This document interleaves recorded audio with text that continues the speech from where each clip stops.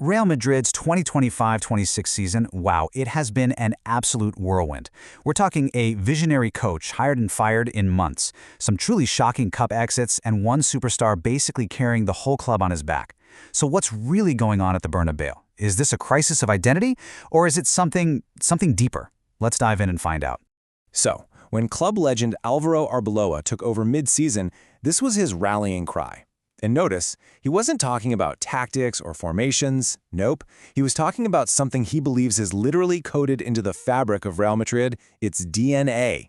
It's this one idea that he thinks shapes everything they do.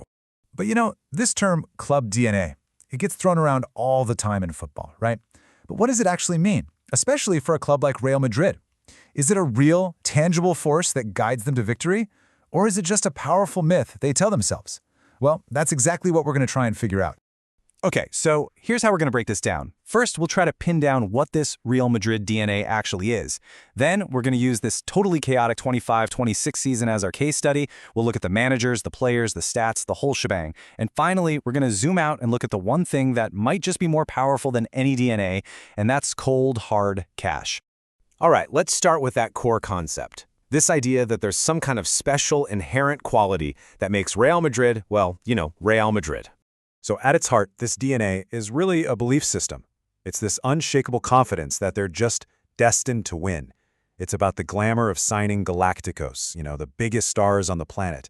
And it's that flair for the dramatic. I mean, who can forget those impossible Champions League comebacks? But this season, that very idea was put to the ultimate test. And here's a wild stat that shows just how much they try to protect that DNA. The club consistently looks inward for its leaders. Get this, 34 of their last 57 head coaches had a prior link to Real Madrid.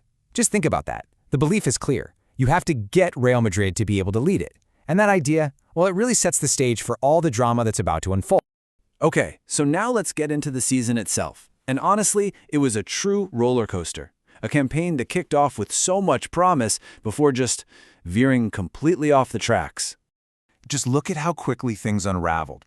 It all starts in May 2025. They appoint Xabi Alonso, who's like one of the brightest young coaches in the world, and they start the season on absolute fire. But then, a winter slump hits. They lose the Supercopa final to their rivals Barcelona. The very next day, Alonso is dismissed, gone.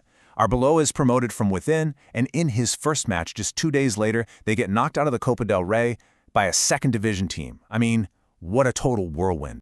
But here's the paradox. Here's what makes this so strange. Despite all that chaos, in the league, they were right there. Second place, just one single point behind Barcelona. They were completely in the title race, which makes the decision to just blow the whole thing up even more dramatic. But in the cups, yeah, it wasn't a slump. It was a total collapse. Look, losing a final to your biggest rival, that's bad.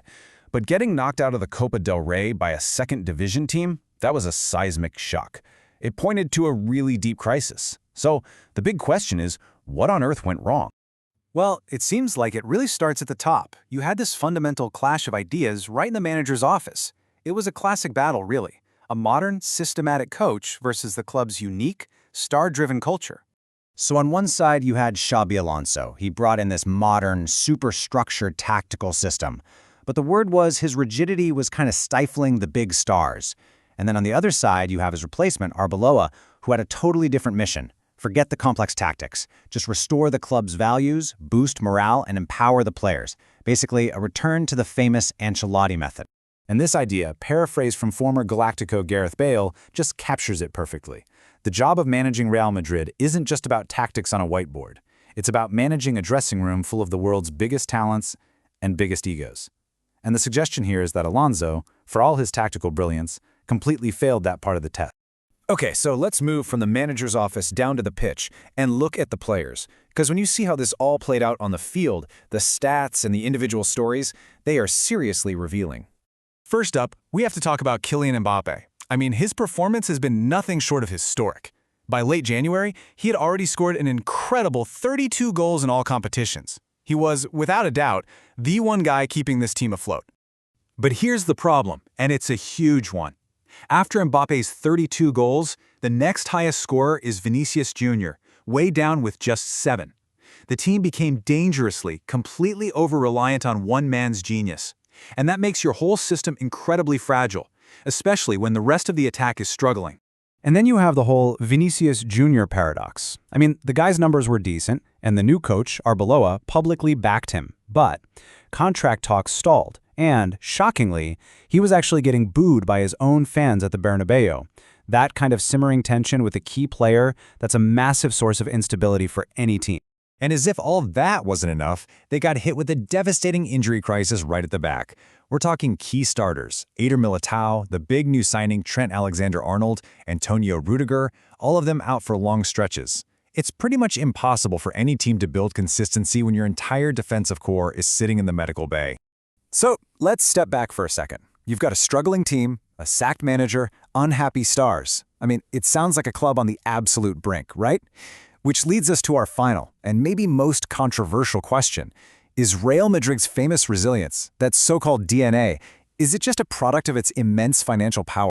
Well, let's start with this number, because it is absolutely staggering. 1.18 billion euros in revenue for the last financial year. That is the highest in world football. This isn't just a football club anymore. It is a global financial juggernaut. And how do they do it? Well, their new Bernabéu Stadium is basically a money-making machine that runs 365 days a year. Their sponsorship deals are just astronomical, and their debt is expertly managed. All of this financial strength provides an incredible safety net. And that financial foundation means they can afford to make huge mistakes. They can sack an expensive coach mid-season. They can survive a trophyless year. They can absorb massive superstar wages and still go out and buy the next one. So maybe their resilience, their DNA, isn't so much about mystique, but more about having a balance sheet that can withstand pretty much any storm you throw at it. So, this brings us right back to our central question. When we talk about the essence of Real Madrid, that incredible ability to always bounce back, to always be competing for the biggest trophies, are we talking about some magical culture of winning that's passed down through generations? Or are we really just talking about the unparalleled power of money to erase mistakes and guarantee you're always at the top? It's a question, really, that gets to the very heart of what modern football is all about.